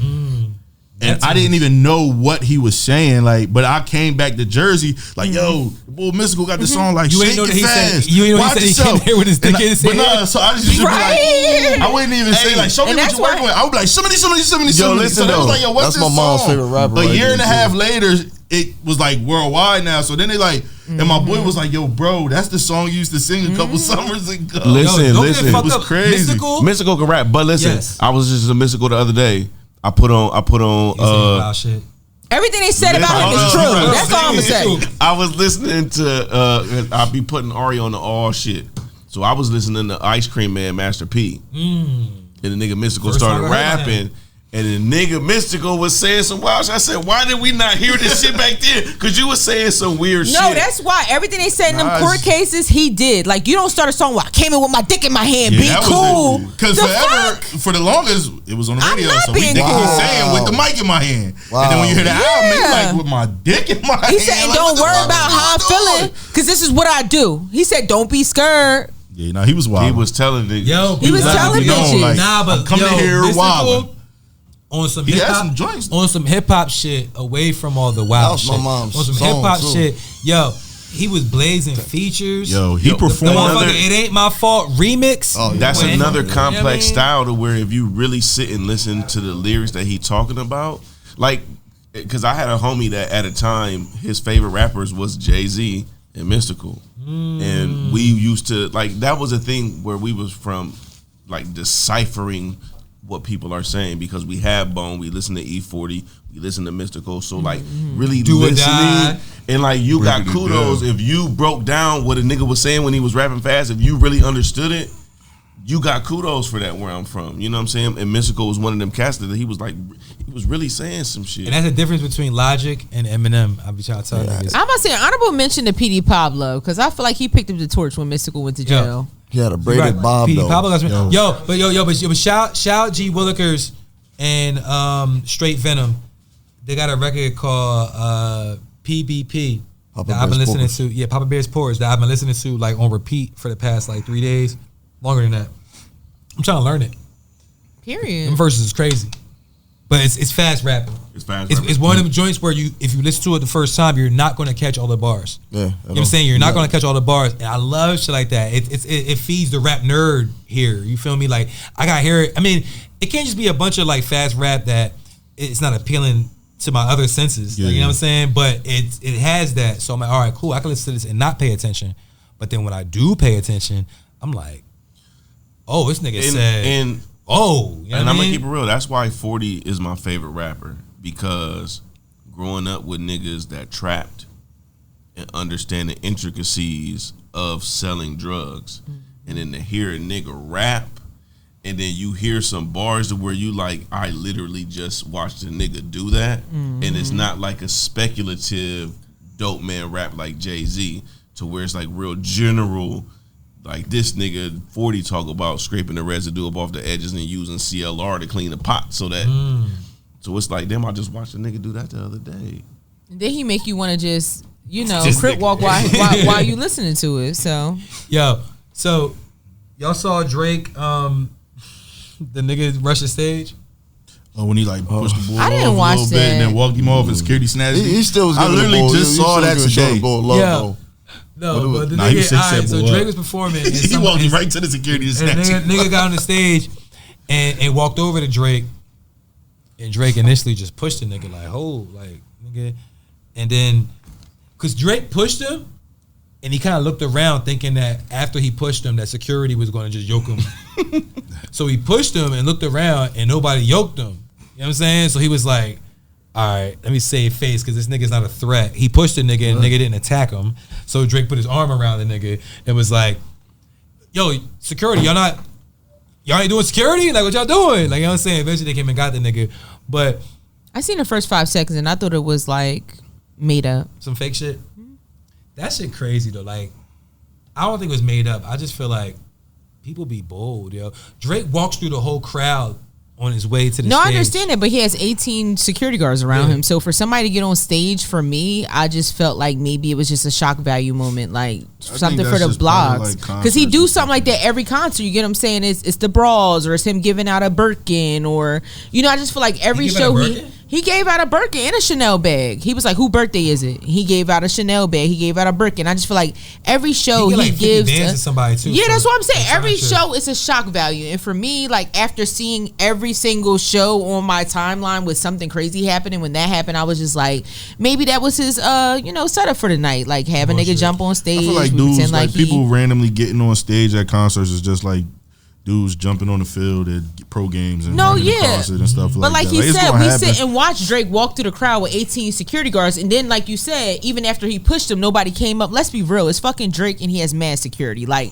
for me, seeing that, I was like, this has to be something that may have been planned for that man to get that close to Drake and nobody come rush the stage. Like, let's be real. Like, we can have Little B, the bass god, out there, and somebody's going to tackle somebody before they get on the stage. Bass god. You get what I'm saying? Like, come on. Like, their security guards be big as shit. Like, it is Drake. He used to be coming crazy, too. He was. I mean, I remember, like, P&B, R.I.P., and them niggas, they did him dirty at some shit. And then he performed, and I really haven't heard from him. I'm just saying, they roll with security. You get what I mean? It's Drake. Like, no, but it's Drake just like walking through the crowd on the way to the stage is hard. I think that's just. But it's just like Beyonce. Like, nobody's getting on stage Beyonce with Beyonce. walks through the crowd on the way. No, but I'm just saying with Drake, like meaning like nobody. I don't think anybody would ever have access to be able to jump on stage and still just be up there with nobody getting them. Yeah. Did y'all see what happened at the Lil Baby concert? With the nigga getting shot? They got shot. Yeah, that shit was crazy. Yeah, nah, I seen that. You ain't see that at the concert? Mm-hmm. Yeah, in the fucking concert. They were like in Memphis or something. In Memphis, it wasn't Memphis. Memphis. That nigga dipped out. Who was the other nigga on stage with him? Was looking lost, like. Yeah, but because Glorilla is on the tour with Baby, and Memphis, her that's her city. You know what I'm saying? So she was like, "Damn, not in Memphis." Like she felt the way. She felt the way about that shit. Yo, shout out to Glow. Glow, man. I fuck with Big Glow. I like that whole little squad. Like, they really the homies like that. Whole shit. That's really hard. She be like, on gang. I be like, all right. Period. She be like, on gang. I fuck with she like I know a couple people out there from Memphis, and like people be like out here be like thinking it sound like she sound like she sound like a couple all of chicks them. out there that sound like that. Dre be out Memphis. Yeah, I'll be out there, man. Shout out to everybody, all my people out there in the M, man. Shout out to them people out there, man. South Memphis, all that. Frazier. Yeah, you know what I mean. On gang. On gang. The fact that her name is Hallelujah still gets me every time. Her name is Gloria Hallelujah, and that shit gets me every time. I seen Chief Keef comment on some shit she posted, and then she like responded. I was like, yo, look at like her flirting with Chief Keef like in the comments, like that shit crazy to me. He looks. It still just doesn't sit right with me that he got that song saying he gonna blow Jersey up. And I can't lie. I be in a club like every Jersey, like everywhere I see Jersey people, they playing that song, and the Jersey people be like going crazy about it. I be right in Florida, in Georgia, in Atlanta. Come on, that shit. You know, I know the backstory behind all of that. For sure. I know the backstory. I just like this song. Like I be out in Atlanta and stuff right with them. Like Finito. That's one of his joints. Yeah. But I mean, that ain't one of my Chief Keef joints. But that is one of his joints. Apparently, we had what's the boy name? Fault. God damn, I feel bad now. It's those guys' fault, man. Shit, man. Assholes. The boy that got the podcast. All right. He got the not that serious pod. LZ. LZ was here. He's a DJ, and I asked him. I said, "Yo, what song you play to get shit lit?" You feel me? At the club. I thought he was gonna say Dreams and Nightmares. Nah, that Chief Keef joint definitely get him lit. The first joint he said was that he was like, yo, the Finito, Chief Keef. He started naming all these songs. I was like, not Dreams and Nightmares. He said, oh, I was gonna say Dreams and Nightmares, but that's like the obvious choice. I mean, this is like a minute ago now. But he did name that record, and I was like, wow. He said he played that shit, it go up. Cause that shit go crazy everywhere. It's not just here. It's just like when that part come on, like I literally be in the corner, like, and he be like, I'm gonna come and blow New Jersey up, and I be in the cut like, no, you won't. Like gas when I smoke, nigga. Like, fuck you thought? I don't know. That song is fire. Like that shit is fucking fire. Play it. It just go to show, like, everywhere. It just go to show, like, when you like something, you don't care what they talking about, what they doing. The thing is, it might be some niggas in New Jersey that need to be shot up. Just because I live here don't mean that the bullets is for me. I'm just saying. He gonna blow the state up. Yo, before we leave though, I might not be here at the time. We kind of started talking about it a little bit earlier, but I do want to give us a very special shout out to the homie Cell Block. Facts, yo. At Bayberry Park. You know what I'm saying? I know Dre did it during his intro, and I gave him some shit because he likes shouting out people during his intro, so he don't really got to think of a good intro. It's a slow motion middle finger. I don't really know Bull, but I was kind of mad that I couldn't make it here at the time he was here. Yeah, because like he really can rap, and the energy he bring, and then listening to it. Remember I text you about it, like this was really one of the dopest episodes I've heard in a long time. Like he official, man. Shout out to him. No, he is. I talk to Cell quite often, man. He's a dope individual in general, and it's reflected in his music.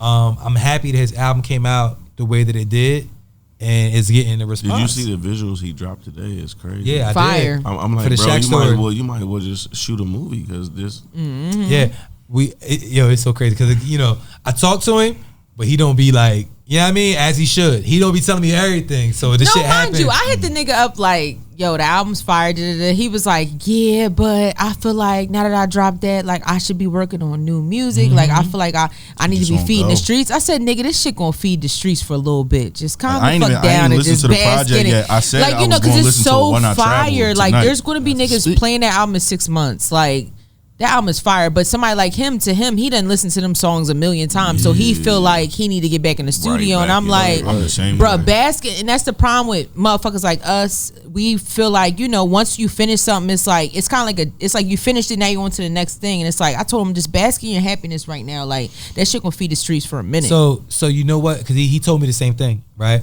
And it's interesting because it's like.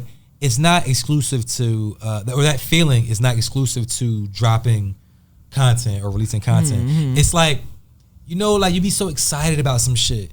You be waiting for some shit to happen. Like it could be an event.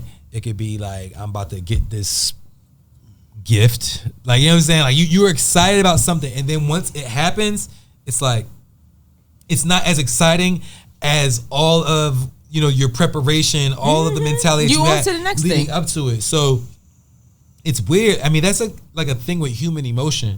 You know what I'm saying? Because I felt the same way about, my album or anything that I'm looking forward to. Like it could be some shit I'm doing with my kids and I'm like, I can't wait until they do this. And then you do it and it's like, all right, it happened. But I feel like that's programming. Yeah. Like we're so programmed to be worried about the next thing before we even get through the original thing. It's like sometimes you just really got to sit in it, and we got to program ourselves to start doing that because, you are your accomplishments. Sometimes we sit and look like, well, you're only as good as today's accomplishment. It's like, nah, like if you dropped the album yesterday, celebrate that shit, enjoy that shit. But you said it earlier. It's more so when you get to the destination, you realize it's not the destination; it's the journey to get there. It's the journey. That's what you appreciate. Yeah, the journey matters so much, and then once you get there, it's like, all right, now I'm ready for another journey. And now that journey, to your point, could be to maximize what we just did. So like create the visuals or do whatever I can do for this shit, as opposed to trying to create new But content. knowing somebody like Cell Block, he already had that shit planned out. Like, you get what I'm saying? Yeah. Like, he probably already had every visual and everything create. That's why he bored. But it's like I said, even with myself, like I put up a post today, like a lot of us don't show the journey. So people see the final product and think that everything's going to be instant gratification. And it's like, nah, this shit might have took 2-3 years to prepare. Oh, you talking about when you was twerking on the piano? That was one of my videos, but my other video was about just starting a project. No matter if it takes you 5 years, you got to start somewhere and you got to start with small Let's stay on the steps. piano. So you Y'all got a piano for me? it's a keyboard. I don't know. That can't hold me. Keyboard, we can You can put a I got a lot of ass and a lot of hair. That's not gonna hold me. Like, I'm trying to remember. that'd be one of my fights with like doing music and stuff like that. Like, you go through all of that, and then once you drop it, it's like, oh yeah, this is fire. What's next? And then it's just like, what you mean, bro? Like all that I had to do for this, like, and that's just the, you know what I mean? Like, and that's why it's important, right? Though, and for you, right, as an artist who you're planning on dropping some music soon, right, and you have the knowledge of the feeling that we're talking about because you dropped music prior, right? And I feel like to combat that feeling, it's important to have a plan for what happens after the music drops. Whatever that is, whatever that plan is. And I can't say what's right, what's wrong, you know what I'm saying? But it's because I didn't. Yeah. Like, you know what I'm saying? When I dropped 40, I didn't really have a plan for all my plan was to drop it. And I feel like Cell might have had a similar, you know what I'm saying, like plight to where he was like, I'm waiting to drop this album. And then when it dropped, he was like, he has opportunities to do things, but he didn't really know exactly what he wanted to do after that. So it creates a level of anxiety. And I feel like that's for like anybody, well, I'm speaking specifically for people that are dropping music. Because, you know, when you're doing other things, it's other like elements that come into that. But like when you talk about music, it's like, all right, so are you performing? Are you, you know, if you are performing, where are you performing? What you know, how often are you performing? What is it going to be merch? Is it going to be what visuals, what other pieces of content are you going to use, you know what I'm saying, to promote your project?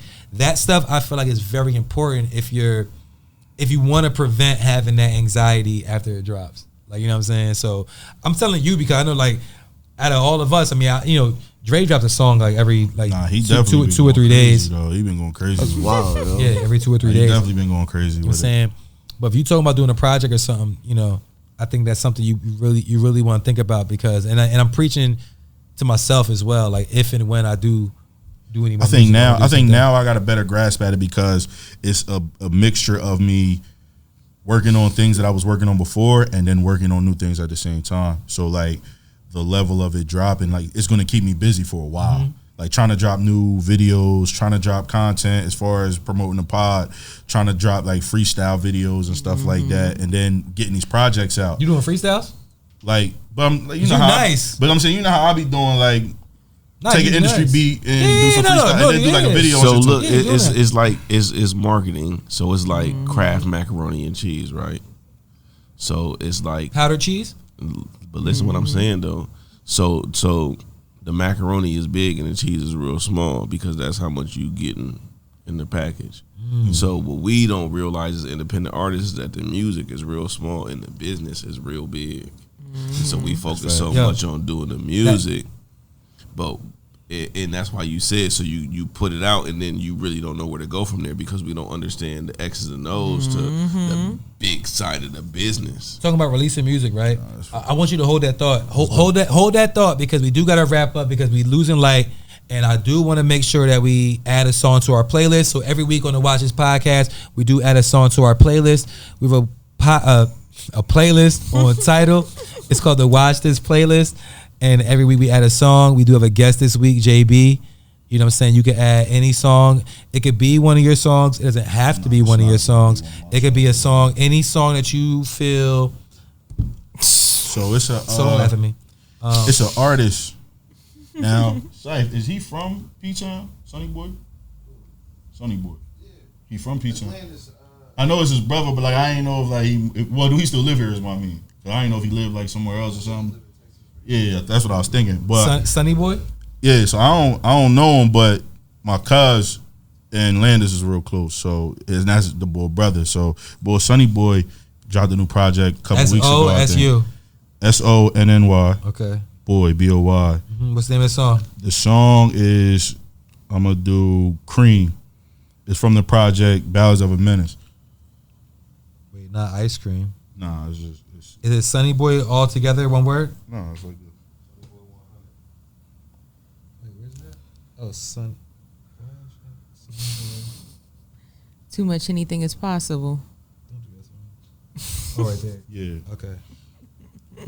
But shout out to him. Nah, he makes like he got some dope music.